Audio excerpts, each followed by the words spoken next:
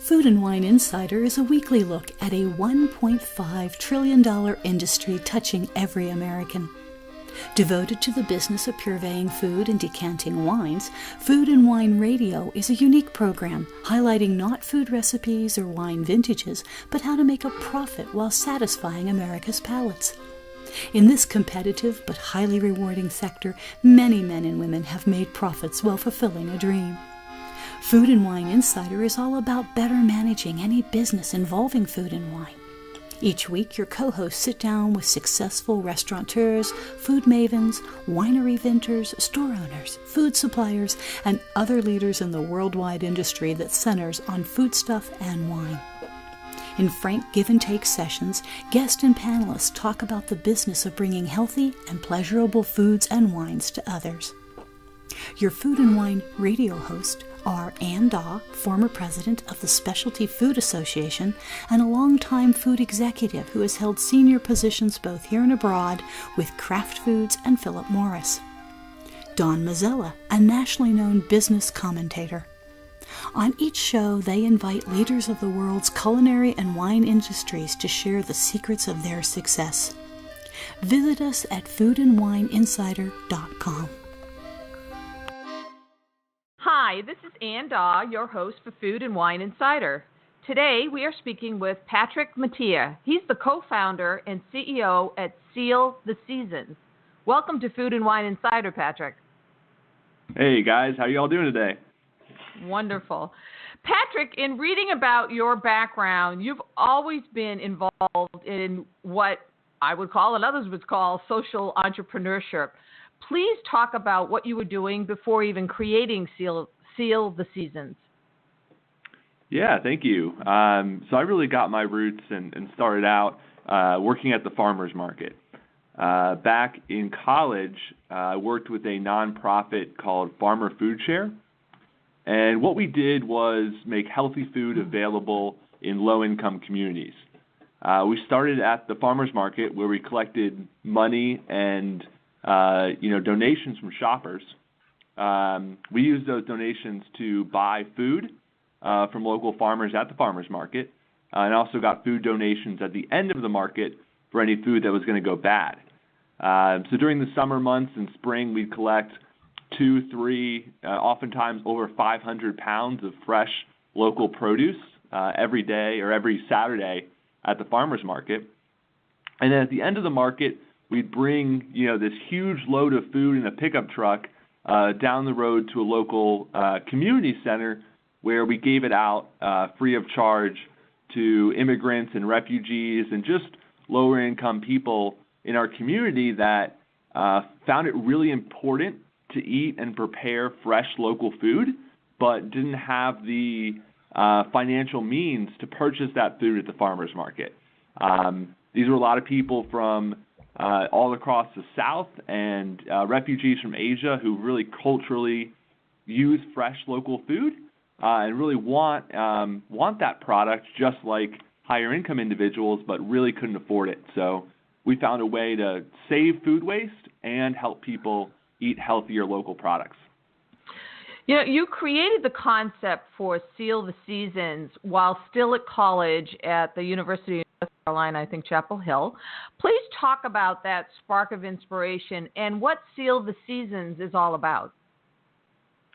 Definitely. So I'll start with what Seal the Seasons is all about.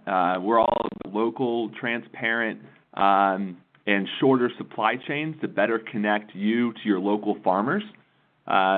Just connecting local people, local farmers, and making local food accessible, we believe should be available everywhere across the country.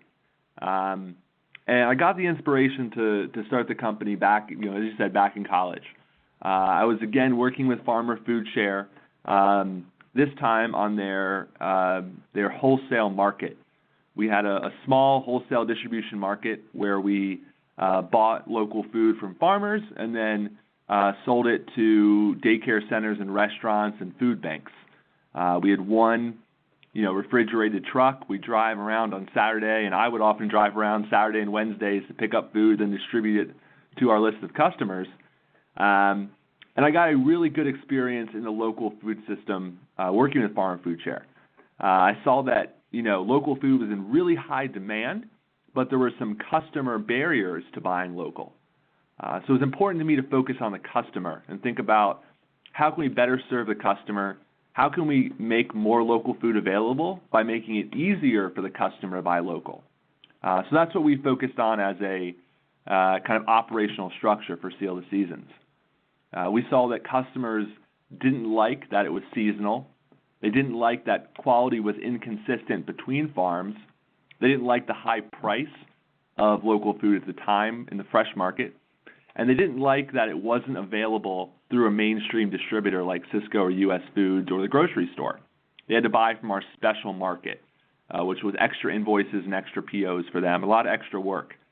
So I started, Seal Seasons to fulfill the demand for local, but solve those 4 barriers for the customer and try to keep, make local food, grow more food, help the farmers more, put more revenue in their pockets by making less friction in the system, if that makes sense. Yeah, no, certainly. You started with farmers in North Carolina. How did they react to the concept? What were their questions?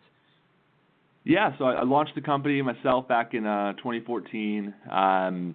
Had a small team with me, but I was the primary person working with the growers and working with the grocery stores. And so the farmers were a little apprehensive at first. They were a little doubtful that somebody could do a new supply chain system, but they all loved the idea. They loved the vision. They loved the concept. And farmers are definitely our biggest champions. They agree with our values around transparency and around, shorter supply chains. All they want to do is grow food and sell it to people in their communities. So we became a new channel and a new pathway for them to sell and market that local food. And we took care of all the hard parts they didn't like. We're not expert farmers, and we don't claim to be. But farmers aren't expert grocery store salesmen and distribution specialists, which we are. So by both using our strengths and working together, we can create a better and more healthy system for everybody. Terrific. And we've been speaking with Patrick Mateer. He's co-founder and CEO at Seal the Seasons. Patrick, a part of your mission is to preserve smaller farms and keep them from going out of business through Seal the Seasons' emerging commercial farmer program. Could you talk a little bit about that program? Definitely. So first, I want to be upfront, and Seal the Seasons is not a silver bullet to save farms, but we are a big part and can be part of the solution. For smaller farms to be successful, they need a diversity of revenue streams. They need to be making money in a lot of different ways to hedge their bets, just like any business. So by opening up the frozen market, Seal the Seasons can help small farms diversify and increase their overall revenue per acre. So our goal in that part, in our part of everything, is to make our supply chain accessible for small farmers. Just like when we sell our locally grown food in the grocery store, we want it to be available in the grocery store for everybody, not just the Whole Foods shopper per se. And on our supply chain side, we like it to work the same way. That any strawberry farmer across North Carolina that can drop their strawberries off and meet the quality and the food safety that we expect, we're happy to partner with them and work with them.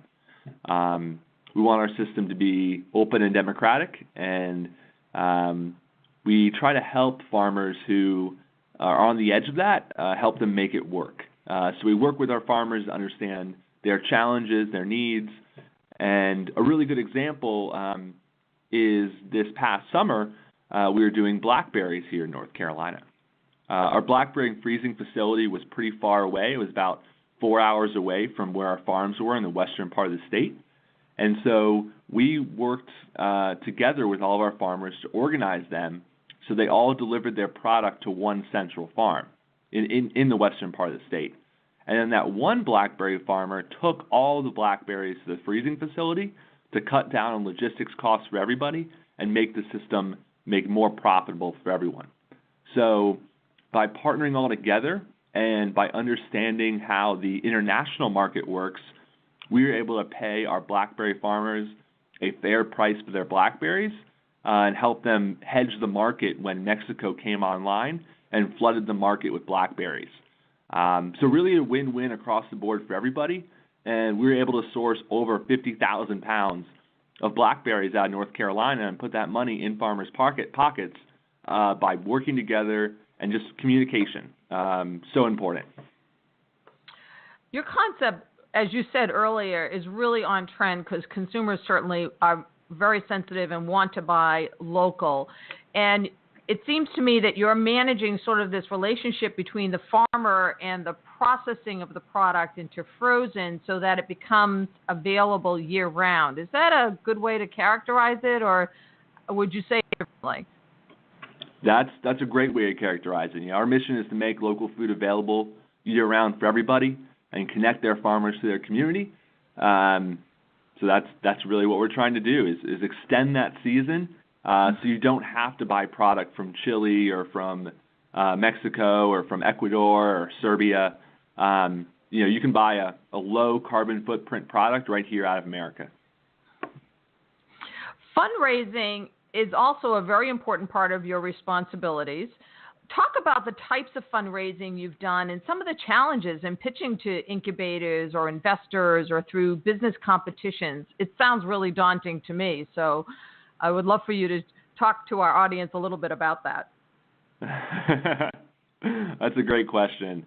Fundraising is a big part of any CEO's job and an important one because we need to bring the right capital in to support the company and support our farmers.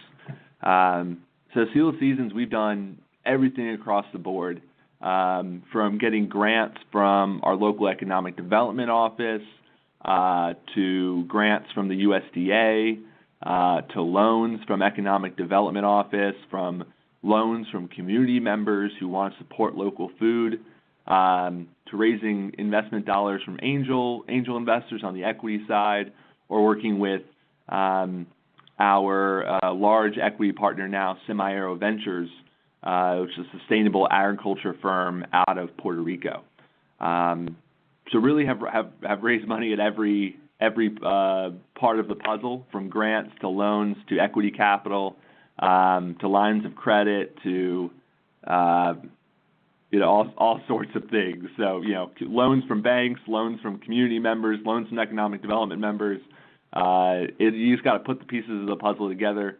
There are so many places out there to raise money from, but you got to find the right audience for your company. I think that's the most important thing. If your listeners were to take anything away, is that fitting your audience is key, and finding the audience that believes in your mission and supports you is going to be the audience that understands your business and is going to best work with you, and you won't waste your own time by talking to people who don't believe in your mission, who don't share your values. So that's been one of the things I've learned. The challenges are when you find somebody who doesn't share your values, or share your mission, or share your direction for the company. You often can find problems that you might not know where they're coming from, but they're coming because you don't have a shared value set. Well, that's an excellent piece of advice, and I don't envy you on the fundraising part, because I would think of all your responsibilities, that has really got to be the toughest thing. You started in North Carolina. You've expanded to South Carolina, and we'll talk about your further expansion plans soon. And you've gotten supermarkets on board. Talk about how the retail trade has been feeling about the concept. Yeah, definitely. So I'm sure you guys spend a lot of time in grocery stores, and if you've been in some of your local stores recently, in the produce section, you've probably seen signs for local farms or local produce, and how the grocery stores are supporting farmers in their state or in their part of the country. And so back in college, working with Farmer Food Share, I saw this demand for local food, and I saw the grocery stores already talking about it in the produce section, but there wasn't really any local outside of the produce section, in center store and along the perimeter. And In the frozen section, locals didn't exist. So when we came to the grocery stores with this concept, at first a lot of them were confused, especially in the early days when this was brand new, because they didn't think you could actually do this or make money doing this or be sustainable. And what we've really proven to the grocery stores, is that this is a sustainable model that will be here for a long time, and we think is going to keep growing. And once they've given us a shot, they've seen through the data that our product really adds differentiation to their category and increases the size of their category. And that's what they're really looking for. So by knowing what our grocers are looking for and by coming prepared to our sales meetings, we think we can understand their needs and fill their needs for local products. Excellent. Well, today we've been speaking with Patrick Mateer. He's the co-founder and CEO at Seal the Seasons. So, Patrick, what are your expansion plans? I know you have Florida and Georgia is already in the pipeline, and there's some expansions into New York and New Jersey, which are very exciting. What are some of the key elements to making your plans successful? Or maybe said another way, what have you learned along the way that you might not have anticipated as you've expanded? Yeah, so the most important thing is a great team. I'm only one person. I can't do anything on my own. It's really important that we build a great team to partner with growers and help us source product, and then partner with grocers and manage those relationships. So I feel really blessed to have an awesome team around me. We have 8 people full-time in the office now, really just working to make local food a reality for everybody. And it's really blessed. I feel really blessed myself to have these great team members. In our expansion, we've learned a lot. Last summer, summer of 2017, we just made North Carolina and South Carolina product. And this summer of 2018, we've sourced product, I think, from maybe 12 states in 5 regions across the country. So we've expanded from just doing our one North Carolina, South Carolina region, which we call the Mid-Atlantic, to expanding to the Northeast with New York and New Jersey. We launched in the Great Lakes in about a week across 6 states in the upper Midwest and the Great Lakes area, with products sourced from Wisconsin, Michigan, and Ohio. And then we've already launched and are on shelf with Safeway Albertsons in the Oregon and the Washington market out of their Portland division, which is very exciting, and really enjoy working with Chris over there, sourcing Washington, Oregon fruit. And then the California region as well, we're launching the Pacific Southwest with Safeway Albertsons and Super Value in February. So we're really excited to have all 5 regions online and selling local products. We use different bagging facilities in every region, though, because we want to keep the product local. We grow it local, we freeze it locally, and then we sell it locally. So our biggest learning with this expansion has been with packaging structure. A lot of companies might just use one packaging line and have one design bag, but when we use all these different packaging lines, we have to design different bags that meet the packaging line structure. So whether you're doing a form, fill, and seal flat bottom bag, or a pre-made pouch bag, or a form, fill, and seal double gusset stand-up bag, you have to know how the bag structure is going to work, how zippers work into it, how the former works, and how that all influences your visual design of the packaging. So that's been something we didn't expect at all and have had a lot of fun working with. Fantastic. You said a little bit earlier that you have 8 people involved in the business, and you're expanding all over the place. I don't know how you're managing it. So tell me a little bit about some of the folks who are, because you're a co-founder, so I'm assuming you have another person involved who's probably handling financials. Tell us a little bit about the folks who are involved in the business. Yeah, so I actually, back in 2015, my other co-founders left the business. I just, kind of proceeded on my own as a solo founder at that point. So we've hired a team around me to complement my skills and to move the company forward. And we really break that into three pieces of operations, sales, and finance. So on the operations side, we have my COO, Alex Piasecki, who joined us from Deloitte.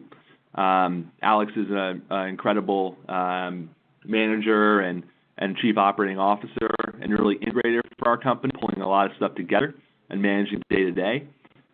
He has two other people under him, helping him with supply chain operations and production planning.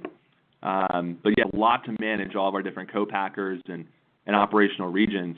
Manage the food safety and get all the farm certificates and make sure they're doing their groundwater testing, and it's a lot on the operations side. We have two people on the sales side that work with grocers and manage those accounts. One person in marketing, managing our social media and influencers and press releases and working with trade shows. And then one person in the finance department, Dawn Pathenroth, who's our excellent controller. She's about 25, 30 years of experience, and just manage QuickBooks and our cash flow projections and, our insurance and a lot of other pieces of business. So I'm really grateful to have all these people around me have their experience and be able to learn from them and work together to grow this business.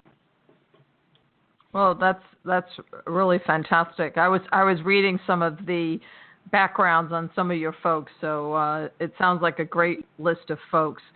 Last year, you were named to the prestigious Forbes 30 Under 30 list for social entrepreneurs. By the way, the Forbes 30 Under 30 list recognizes the top 30 individuals under 30 years of age who are leading entrepreneurial businesses as a way to create positive change throughout the world. Indeed, congratulations on that. What has this award meant to you and your business?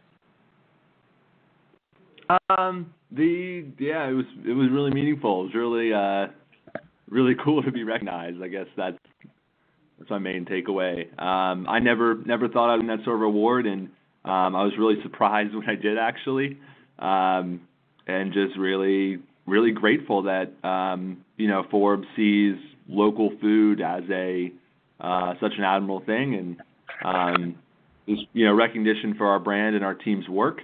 I think that the biggest winner, though, is my mother. She was very, very happy that I won. Yes, that's very important, Well, we've been speaking with, absolutely, should be number one on the list. We've been speaking with Patrick Mateer. He's co-founder and CEO at Seal the Seasons. Patrick, you said something very interesting before about your original co-founders didn't want to continue to pursue the business. Can you talk a little bit, because I think it's just interesting for our listeners to hear about that, because sometimes relationships don't quite work out or people's desires are changed. Can you talk a little bit about some of the reasons for that sort of separation and your going it on your own, which I totally admire? Definitely.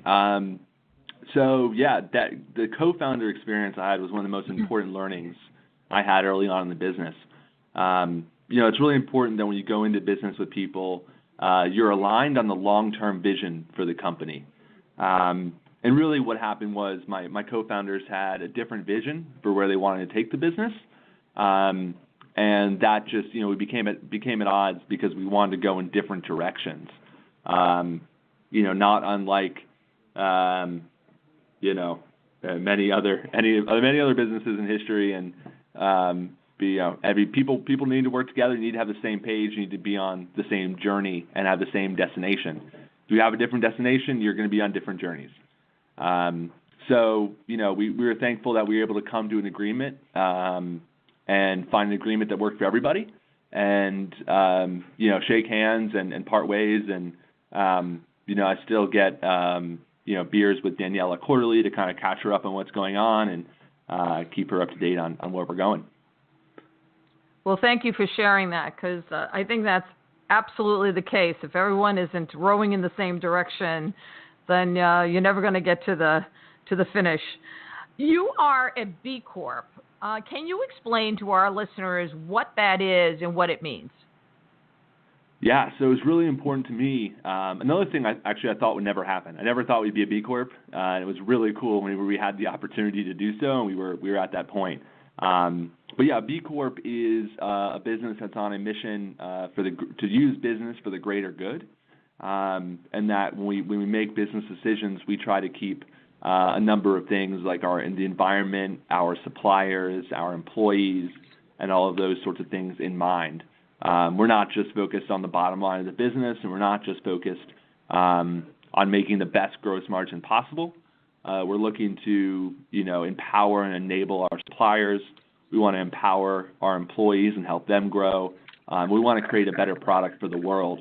So we try to look at where we're sourcing, obviously where we're sourcing our product from, but where we're sourcing our packaging, and does it have to come all the way from China, or is it produced locally? All those sorts of things. Really happy we found a great U.S. packaging manufacturer.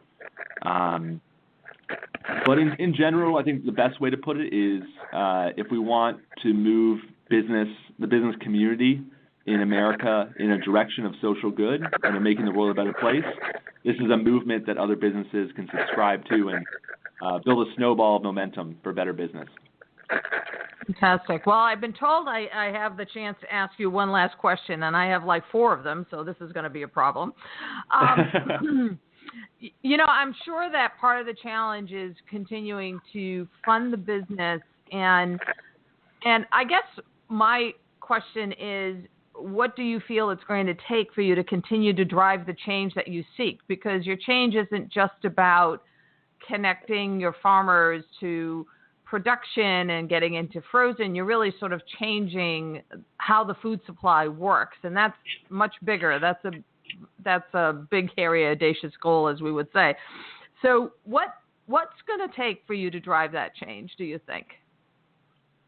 Yeah, I think it comes down to having the right business partners on the capital side, on the fundraising side that you're talking about, and finding the right partners that have a shared value set with us and are maybe B Corps themselves to provide the capital to grow the business.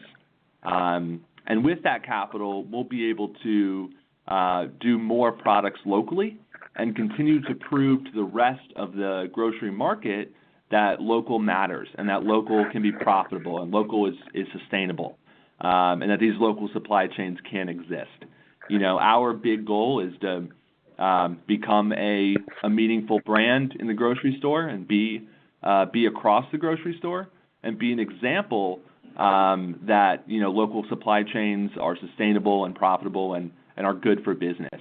And we hope that we can provide that example and in turn, affect other businesses to source locally, buy locally, support their local economies, and make our economies better for our communities. Terrific. Patrick, tell our audience your website, and I may have you spell it out as well, and where people can find your company, your products, and you.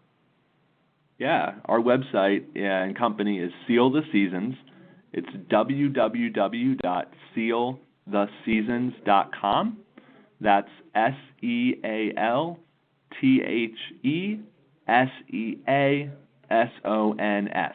Seal the Seasons. And we're available, we're soon to be available in most parts of the country. But you can check out our website and store finder for grocery stores that carry our products. Fantastic. Well, this interview will be on foodandwineinsider.com tonight, and you can listen to this and all previous shows and those that are even upcoming. There's a survey you can fill out to give us some advice on what guests you would like to hear from. Patrick, really appreciate your spending the time with us this morning. Your story is fabulous. It's fascinating. And I wish you all the luck, because I think changing the way, not only the way people eat, but how they get their food and what they can do that's better for them I'm all for it. So bravo to you. Thank you, guys. Really appreciate your time this morning and hope you have a great rest of the year. To be successful, most restaurant owners require extra capital from time to time. When you need funding to renovate, buy equipment, or manage cash flow, you don't have time to track down financial statements or wait weeks for a decision. That's where Cabbage can help. Cabbage gives small businesses access to a line of credit of up to $200,000. Apply online and you'll get a decision right away. Since cabbage is a line of credit, you can take the exact amount you need. You never have to reapply to take additional loans, and you'll only pay for the funds you use.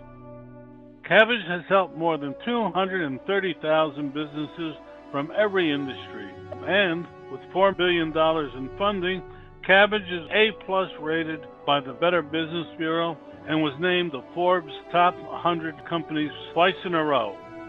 Check out Cabbage at cabbagewithak.com/food and wine, and you'll get a $50 gift card when you qualify. That's KABBAGE.com/food and wine.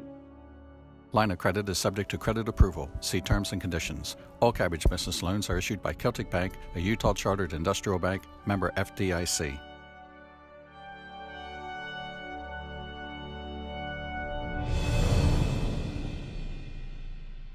Hi, this is Ann Daw, your host for Food and Wine Insider. Today we're speaking with Aaron Corbett. He's the Chief Operating Officer at North Country Smokehouse.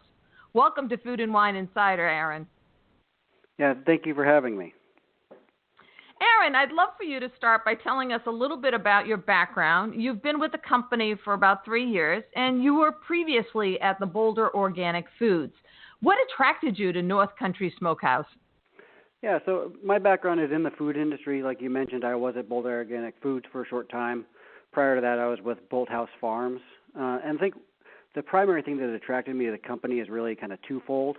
First, it's a family-owned business, so the culture around that was very appealing to me. So when I was at Bolthouse Farms, you have it was a private equity-backed firm at that time.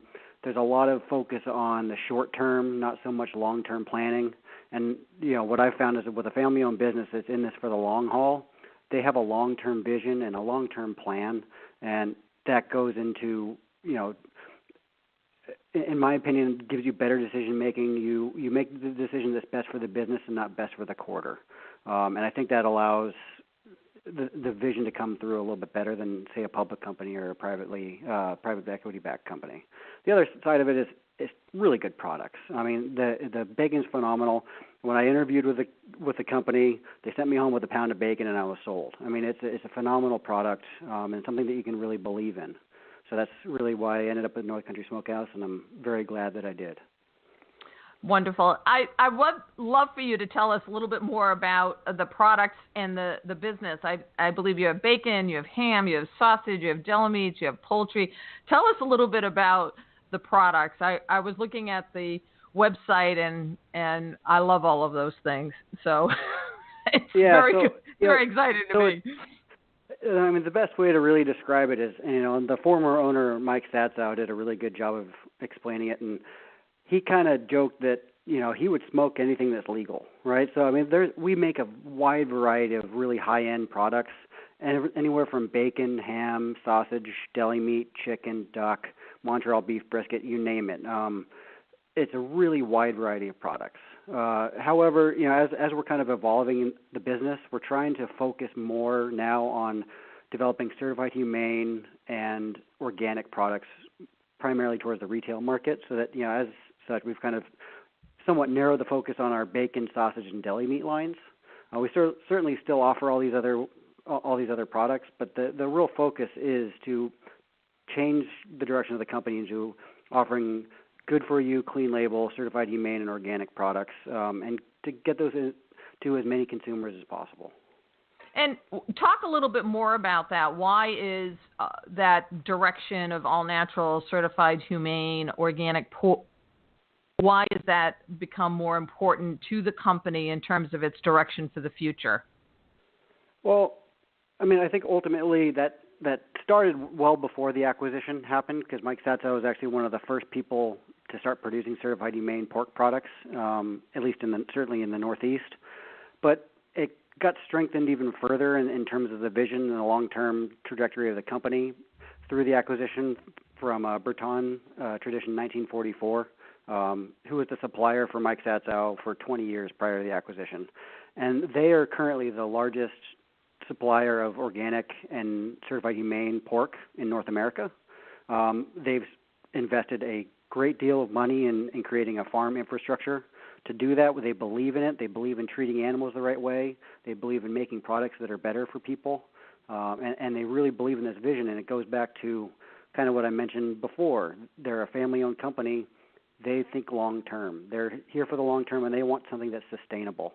So, one of the biggest differences between them and a typical pork producer is most pork producers are commodity-based, market-based, and that can really be damaging to farmers. If there's a bad market, farmers can lose their shirt. They have a really hard time making ends meet. There's certain times where there's a really poor market and farmers go out of business and lose their livelihoods. That will not happen in the Duberton network of farmers. First, when they're making the transition to organic and certified humane, which is very expensive, the Breton family invests with them, so to share the risk with the farmer in terms of making that transition. But then they also do something different. There's not a market-based price. It's a cost-plus model. So no matter what, there's a cost of production for the farmer to produce the animal, and Duberton pays them fairly for that animal no matter what the market does, fluctuating up and down. So it's something that's sustainable. They believe in it. That's what they've committed to, and as a result, that's pushed through North Country. We want to become a vessel for them to realize that vision of moving towards organic and certified humane and supplying the country with really high-quality products.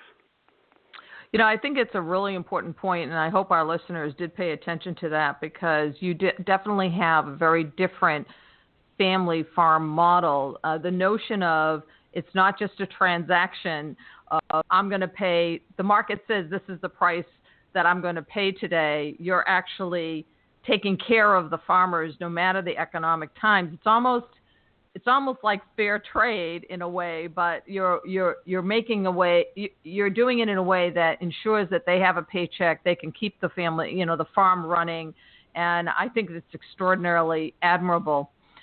I happen to shop at smokehouses when I can for my meats. I have some close to my home, and there's one up in the Adirondacks when I'm up there. How is North Country Smokehouse different from other purveyors? Well, so one of the key differences is that we're one of the few remaining family-owned smokehouses in the country. We're owned and operated by a third-generation family out of Quebec. Prior to that, Mike Satsa was a third generation of his family that owned the smokehouse. There's a lot of history involved in this smokehouse, and it is family-owned. But quite frankly, the biggest difference between us and most smokehouses in this country is that we really take time. So pace and patience are really important to us. So we take leading industry equipment designed to process product as quickly and efficiently as possible, but we slow it down. So we're not buying all this fancy equipment to push as many pounds through the plant as possible. We slow it down and make the best product possible. We built this brand new plant here, 65,000 square feet, in order to increase our capacity, but not to change how we do things. We still honor the traditions that got us to where we are today. But that's the biggest difference, is we take our time. We don't rush anything. We make sure that at the end of the day, we may not be the least expensive product, but we're going to be the best product. Well, we've been speaking today with Aaron Corbett. He's the Chief Operating Officer at North Country Smokehouse. You may have said it, but I know that you're also quite proud of the fact that you've been in New Hampshire in the same place for 100 years. Talk about what North Country Smokehouse has meant to the community. Yeah, I think quite a great deal. I mean, especially with Mike Satsow, he was very generous in terms of supporting the community. But on a larger level, we value being a local business. We have a lot of local partners in terms of customers, but also suppliers. The vast majority of the people that supply us with meat, spices, film, et cetera, are all based in the New England area or really close. And continuing that kind of local economy is really important to us. But beyond that, just in a more at a smaller level, Claremont is like so many towns in the United States that at one point was a really great manufacturing town that has fallen on hard times as more manufacturers have chosen to consolidate and either move to mega factories in different places or China or offshoring these types of different things. And as a result, Claremont has struggled. I think it's been since the 1970s that Claremont's been in a tough economic situation. So the fact that we can come here and make the largest single private investment in the history of the city, add 60 jobs over the last year, and can have plans to continue to growing that number, in my opinion, makes a very large difference for a small community like Claremont. No, absolutely. And you talked a little bit about how you source your meat and the obviously the certified humane and the organic pork, but not only that end of it, the way you treat the product, the way you have the butchers and the smoke masters. Talk a little bit about how important it is to have the right folks who handle the meat and how it makes a difference in the end product. So I think that is absolutely critical. We have people that have been working here for 20 years that came up when this business was very small, working out of a 5,000 square foot section of the old plant. They were trained in a certain way of doing things, and they continue that tradition still. We have people that we've hired more recently. One is we have a master butcher that we hired out of East Germany. He was, kind of born and raised on that European style of doing things, and we have him come in, and he's now our head of R&D. So everything that we produce, any new product that we create, has a lot of those kinds of roots in the old way of doing things, and not doing things how, quite frankly, the majority of our competitors do, where they just want to do as much volume as they possibly can so that it's as economical as it can possibly be. And that's just not our model. We want to do things right, not fast. Right. And you mentioned that as well when you talked about recently opening a 65,000 square foot state-of-the-art facility for your charcuterie. Talk about the plans for this facility in terms of production volume and how much it will increase your capacity. I know you still will produce slow, but this is going to have a major impact on capacity, I'm sure. Correct. I mean, ultimately, if we ever moved to the point where we had a 24/7 operation, we'd be at 5 times our current capacity, or at least the capacity of the old plant. So we can do quite a bit more, and one of the reasons why we had to make it 65,000 square feet versus 15,000 square feet of the old plant is exactly like you stated. We don't want to speed it up to get more capacity. We want to be able to do the exact same thing we did in a small plant, just at a little bit larger scale. So ultimately, we will be able to achieve about 5 times the capacity as what we had previously. And you are best known for supplying high-end restaurants with your premium products, and you're migrating to offer consumers your products at retail. How's that evolving for the company? So it's going really well. So just like you said, we started off kind of the high-end restaurants, food service, white tablecloth type institutions. And as we're moving more and more towards the certified humane and organic, it's becoming more important for us to reach out into different channels. So whether that's a direct-to-consumer or, quite frankly, right now our primary focus is getting into the retail market, because we believe that consumers now want, and they care more about what they're eating, what they're feeding their families, and they want to also know how the animals were raised. They want to know what goes into the products. So we have clean label products. They're humanely raised. They're organic. And we want to be able to share that with the end consumer that really values that, because we feel that there's an opportunity there where you have plenty of people that want to get into that natural and organic space, and you have plenty of people that make really good products. In my opinion, there aren't that many people who come from our background of making really high-end products served to white tablecloth restaurants that are then offering that exact same quality and craftsmanship in a retail environment that also offers all the attributes that people are looking for: humanely raised, no nitrites, uncured, organic, no GMOs, etc. And we can kind of combine the best of both worlds there, and that's the transition that we're trying to make as we push harder and harder into that certified humane and organic space. And do you find that there are particular retailers who are the best targets for handling your product or offering your product versus grocery in general? Yeah, I mean, certainly. Two of our oldest partners are Hannaford and Whole Foods, and we view both of those retailers as upscale, high-end retailers, and that matches they match the values of our business. And we've begun to expand out to others and we don't just take any retailer we can possibly get. We're not just going out trying to get any business we possibly can find. We want to partner with people that we believe share a set of values that we have. So currently we're in distribution in Hannaford, Whole Foods, Stop and Shop, and Big Y in the New England area. And we truly believe that they're great partners to be doing business with. They allow us to grow. We help them grow. It's a really good relationship for both of us. Well, we've been talking with Aaron Corbett. He's the Chief Operating Officer at North Country Smokehouse.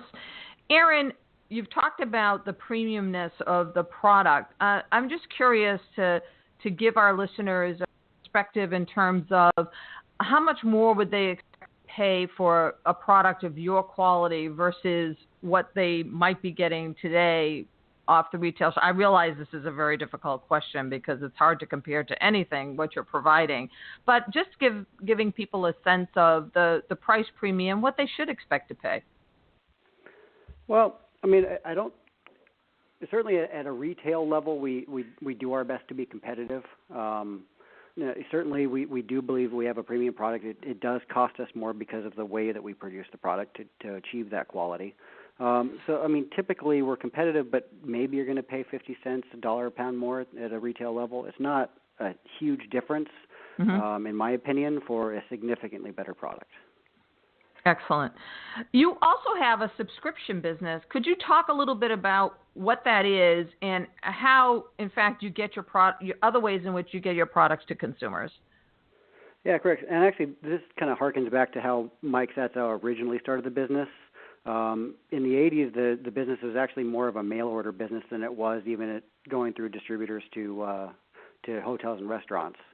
And that's how he set it up. So, we do have a subscription business that we just launched through our website, ncsmokehouse.com, and where people can go in and they can choose a variety of different products that they just want to have delivered easily for them once a month. It just shows up at their door serendipitously, and they get to enjoy the wonderful flavors of the smokehouse.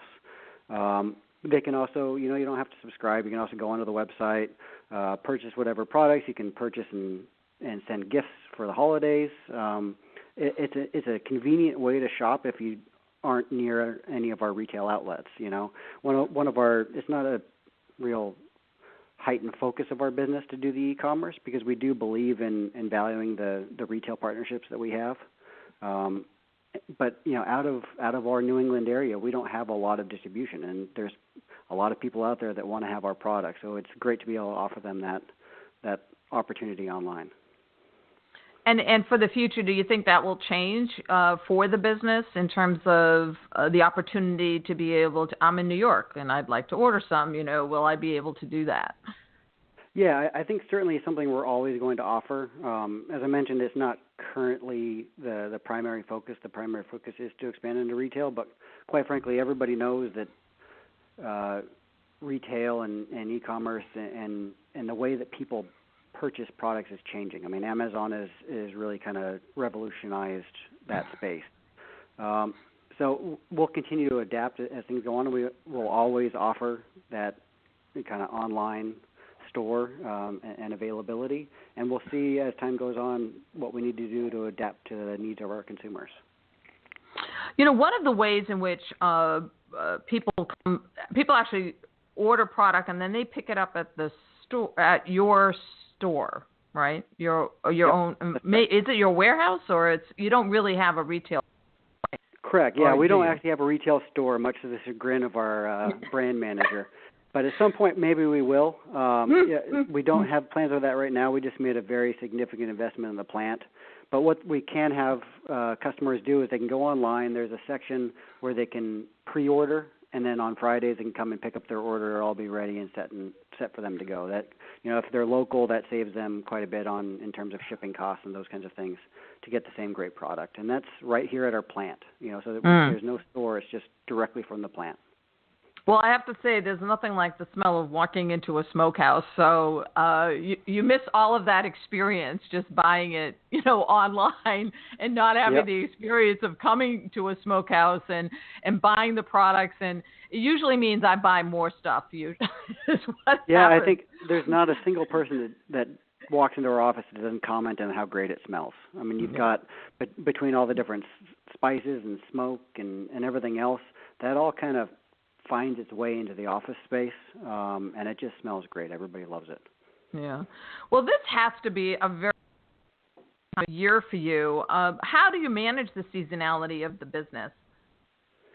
So, and I think, in the past, this was probably the busiest month of the year, as previously it was much more of a mail order type of operation. The seasonality has actually been leveled out quite a bit by going to the distribution model for restaurants and retail, because for them the high season is summer. So we stay busy throughout the entire summer, and then it slows down a little bit in the fall, and then picks up for the holidays, and then slows back down in the winter where not many people are braving the cold to go out to eat. But ultimately, we manage as well as we can. We bring in temporary labor for the month of December to help with the e-commerce side of the business. And then, we ultimately, it's not really, seasonality is not much of a challenge for us because, we don't have a great deal of seasonality. That's very interesting. And what are most popular items, even this time of year, when people are thinking about the holidays? Oh, hams. I mean, we have the best ham. I don't say that just because, I'm part of the business. We do a really old-style ham, both spiral ham and bone-in ham, where it's a whole bone-in ham that sits in a vat of brine for 5 days and just soaks up local maple syrup and sugars and salts and everything else. And then it just sits in that, and then we smoke it for over 12 hours. And it just has this really rich, deep flavor. And if you're looking for a ham for the holidays, for Christmas, I mean, I can promise you there's no better ham. Okay, my mouth is watering, so this is not good for the interview. You've been with the company 3 years. How has the business changed in the last 3 years since you've been there? Well, I think other than just growing and being at a larger scale, the business really has shifted its focus. We still honor all of these long-lasting relationships we have with customers and these white tablecloth restaurants, and we still produce all of the same products we have in the past. But we really do have a laser focus on growing the certified humane and organic market. That's where we see the business in the future, and that's where we want to transition towards. We have to be able to offer these really high-end products in a clean label that's better for our customers. It's better for our farmers because they have a sustainable network and a sustainable way of doing business. And quite frankly, it's also better for the animals. We do understand that we also make products that are not certified humane and organic, but we are trying to work toward transitioning away to that maybe at some point we'll do nothing but organic and certified humane. I mean, ultimately, to me, that is the end goal. And that's what we believe in. That's the vision of the Breton family. That's the vision of everybody who works here. That's where we want to be because we believe that is the way it should be done. Well, we've been speaking with Aaron Corbett. He's the Chief Operating Officer at North Country Smokehouse.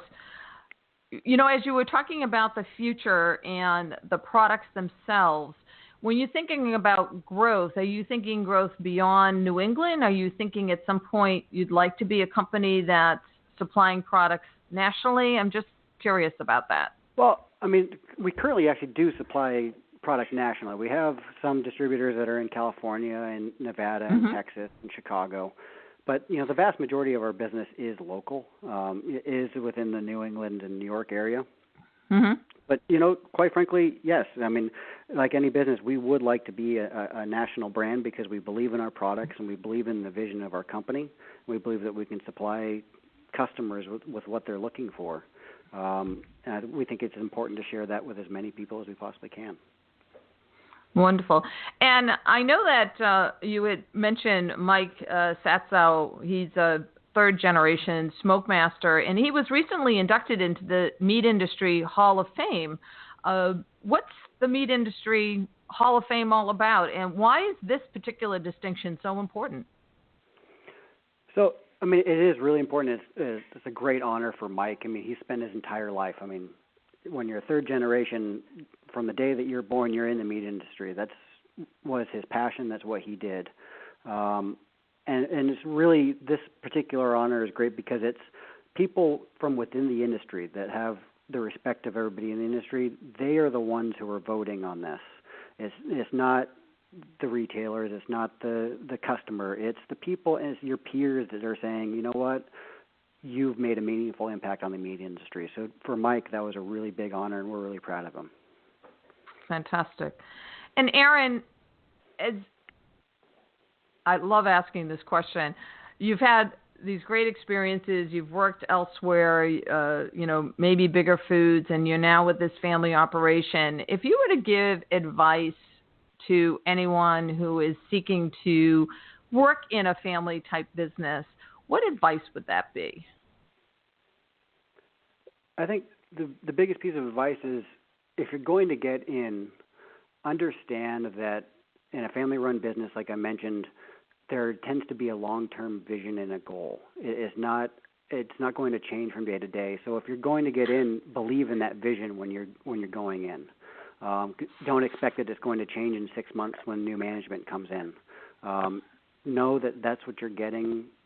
When you buy in, that's what you're buying into for hopefully the next 10, 15, 20 years or however long you intend to work. Fantastic. Aaron, could you tell us your website and where people can find North Country Smokehouse? Yes, so our website is NC, as in North Country, smokehouse.com. Okay. This interview will be on foodandwineinsider.com tonight, and you can listen to this and all our previous shows and those that are as well upcoming. There's a survey you can fill out to give us some advice on what guests you would like to hear from. Aaron, I really appreciate your time today. It's a fascinating story. I need to go eat some bacon now. And it was a good deal of fun. And I wish the company a lot of success because I think the direction you're heading in is totally right on trend. So fantastic. Well, yeah, thank you. And I really appreciate the opportunity to talk to you today. And you and I both attended the just completed Fancy Food Show. You were the past president of the Specialty Food Association. What did you notice about the show this year? I'm going to give you a way out question. Do you ever think that marijuana and marijuana products will be part of the Specialty Food Show in the future? I think there are not marijuana specifically, but the ingredients that's in, what is it, cannabidiol or and I think it's already showing up in products. So yeah, I do think it will be part of the future. I think it's a question of what's food versus what is drug. And so I think it's a question of what properties from the cannabis are helpful from a food standpoint, not necessarily from a drug standpoint, because I think there's always a fine line between food and drug.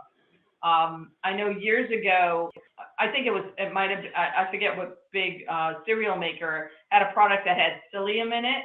And, the issue with food is if you overeat food, the one thing that you get is you get overweight, right? But it shouldn't change your body physiologically. Well, they came out with the cereal that had psyllium in it. And if you ate too much of the cereal, it actually changed your body physiologically. And so therefore they actually had to pull it off the market because it really wasn't food anymore. So I think it's a balance of those things. I think we will see it. I think it's already here. I think there are products that are out there. I think it's a question of what benefit is the product providing that still says it's food related, not drug related. You've been listening to Food and Wine Insider with Ann Daw and Don Mazzella. Want to join us on a future show? Contact us at foodandwineinsider.com. Until next time, have a passion for food, wine, and profits, and think of our program, Food and Wine Insider.